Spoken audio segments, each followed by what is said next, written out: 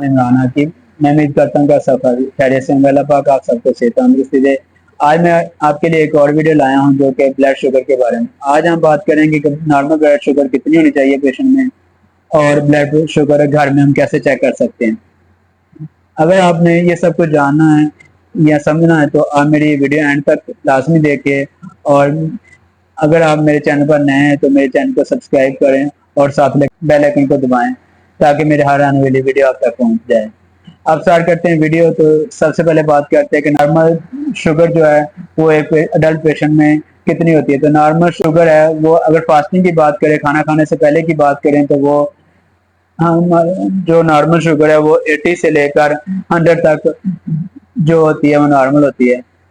और अगर खाना खाने के बाद की बात करें तो वो 170 से लेकर 200 तक होती है। अगर खाना खाने के 2 घंटे के बाद की बात करें तो वो जो नॉर्मल शुगर होती है वो 120 से लेकर 140 ग्राम जो डेसीलीटर वो नॉर्मल होती है।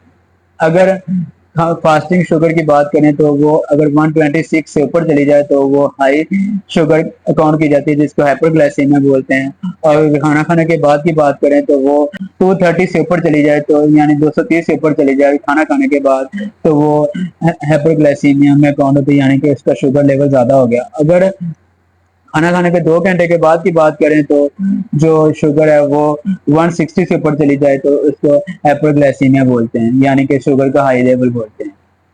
अब बात करते हैं कि शुगर है, अगर किसी पेशेंट को शुगर है तो वो कैसे पता चलेगा उस पेशेंट को शुगर है। तो ऐसे पेशेंट जिनको बार बार पेशाब आए, उनका मुंह खुश्क हो और उल्टी महसूस हो और थकावट महसूस हो, तो ऐसे पेशेंट को चाहिए कि अपने शुगर चेक करवाएं।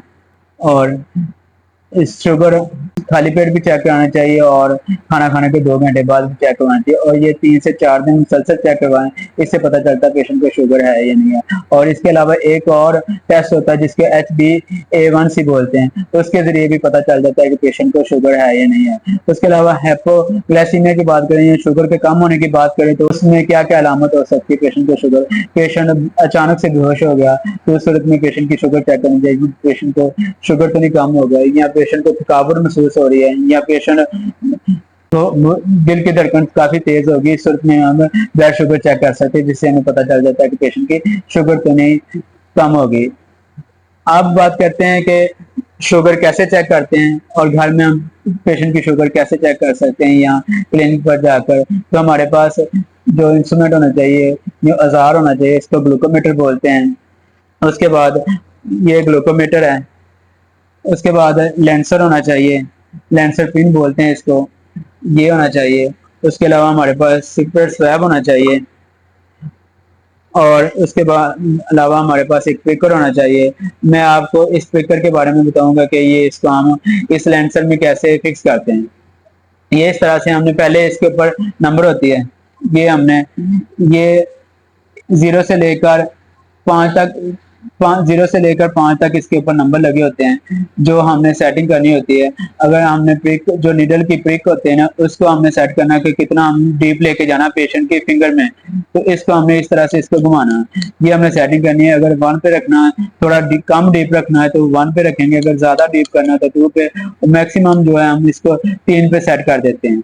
और इसको हम इसे खोलेंगे और इसके अंदर जो पहले वाला प्रिकर है इसको जाया कर देते हैं और हम नया स्पीकर लगाएंगे इसके अंदर। इस तरह से हम इसके अंदर स्पीकर फिक्स करेंगे और ऊपर से इसकी कैप को उतार देंगे इस तरह से। ये देखें, ये इसकी कैप उतार दी। उसके बाद हमने इसको इसके ऊपर लगा देना होता है, इस तरह से हमने इसको फिक्स कर देना था। और पीछे से खींचेंगे तो ये प्री लोड हो जाएगा। ये 2 दफा ये क्लिक की आवाज आई तो इसको प्री लोड करना बोलते हैं। इसके बाद ये हमने कर लिया। उसके बाद हमारे पास एक स्ट्रिप होती है, बाद स्ट्रिप के इधर भी होता है निशान, बाद के स्ट्रिप के, ये हमारे पास जो स्ट्रिप है इसके इधर निशान है।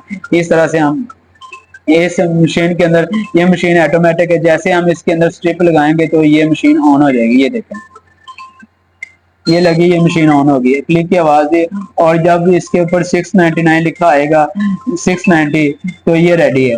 तो उसके बाद हम पेशेंट को जो स्प्रेड स्वैब की मदद से पेशेंट की फिंगर अपनी फिंगर दे, इस तरह से हमने स्प्रेड स्वैब की मदद से पेशेंट की फिंगर को अच्छी तरह साफ कर लेना।